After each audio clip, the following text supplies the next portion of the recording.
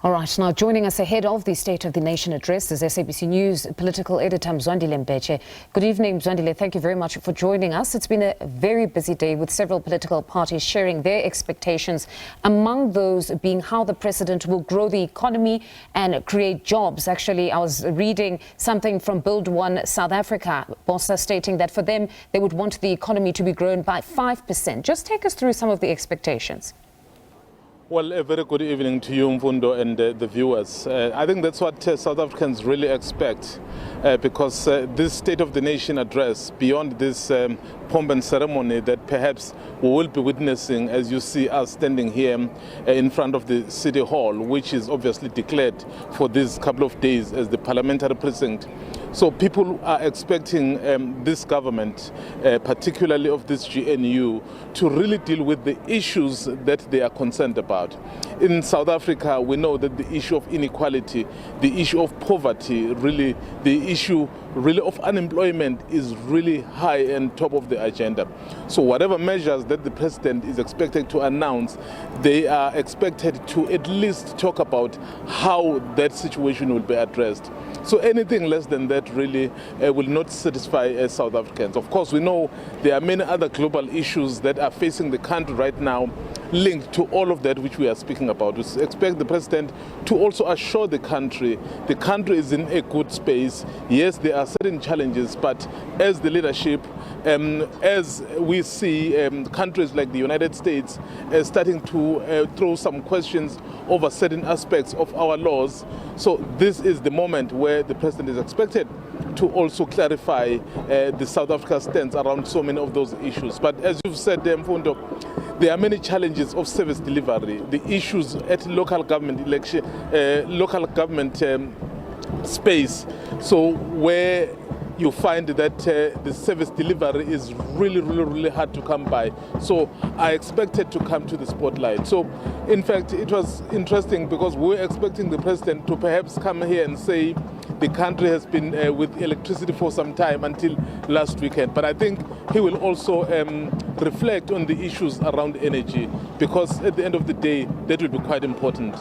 Most certainly. But to take you back to foreign policy, just what's unfolding with the United States, it seems also there's an appetite from some quarters for there to be some sort of clarification around even our regional strategy here.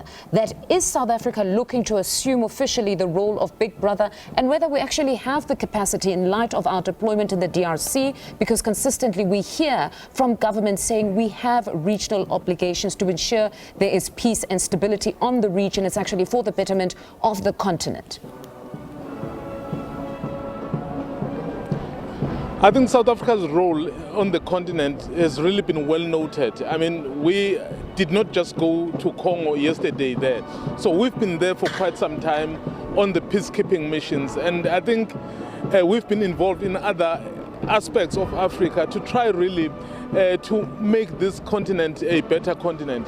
You know, as the country, what we say is that for South Africa to enjoy the fruits of democracy, we need to have a better Africa and a stable Africa, and then of course a better world. So where the country has the ability to assist, the country would always do that. So that's what we are seeing. I guess it's unfortunate that the situation is this bad. So Mfundo, I'll just move because we are on the path where the SNDF ceremonial is coming. So we just have to respect that as I'm speaking to you.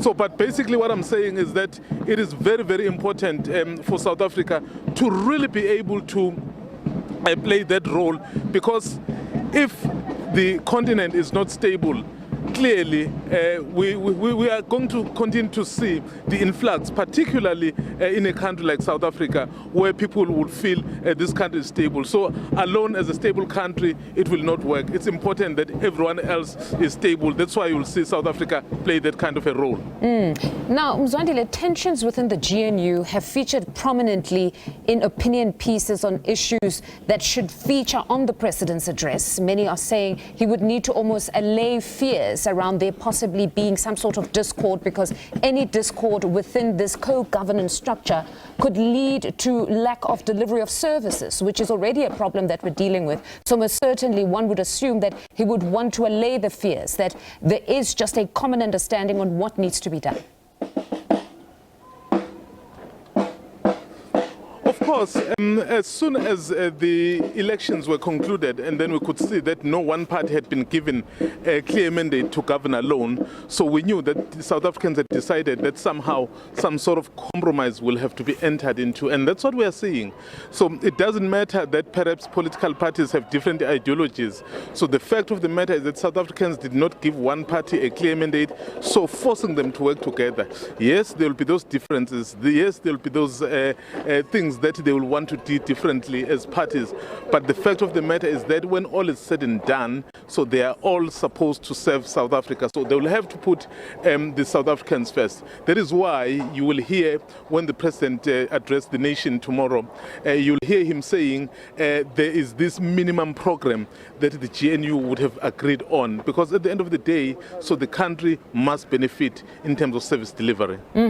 So we are now in the era of many firsts. We had become accustomed to, just ahead of the State of the Nation address, the Democratic Alliance, which was the official opposition back then, would have held their own media briefing where they would have presented what they would call the alternative SONA address. Today, again, the Democratic Alliance hosted a briefing, but it was more of a pre-SONA address, not necessarily alternative, where it seemed as though John Steenhuisen wanted to express for himself what they are looking to do within the Government of National Unity and all of the portfolios of his ministers. Just talk us through that and whether you were taken aback by it in any way, given what we had become accustomed to of that alternate State of the Nation address just ahead of the President's address.